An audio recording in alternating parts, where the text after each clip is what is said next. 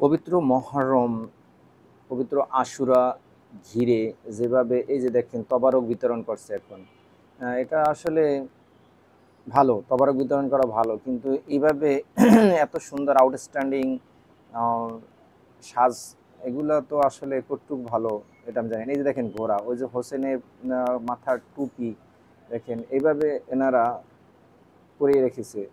অথচ সিয়া সম্পদের হাতেই হোসেন শহীদ হয়। এরা কি চাচ্ছে, এরা সারা জীবন এরকমের ঘানি টানবে। কারণ কি, হত্যা করা, হত্যার বিনিময়ে তো আল্লাহ তাআলা প্রতিশোধই নেবে।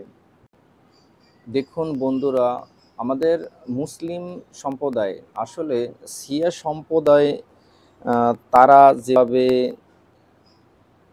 ১০ই মুহররম, পবিত্র আশুরা ঘিরে যেই কার্যকলাপগুলো করেছে, আসলে এটা কতটুকু বাস্তবসম্মত সেটা আপনারাই বলে দিবেন। এইভাবে সাজুগুজু করাইছে, কত সুন্দর সাজগোজ করানো হয়েছে। তারপরে আম বিশাল, বিশাল আকৃতির একটা পতাকা, ঘোড়া সাজিয়েছে। মানে এটা আসলে উম হযরতে হোসাইন, তাকে কারবালার প্রান্তরে এজিদের সৈন্যবাহিনী সীমার তাকে নৃশংসভাবে হত্যা করে। আল্লাহ তাআলা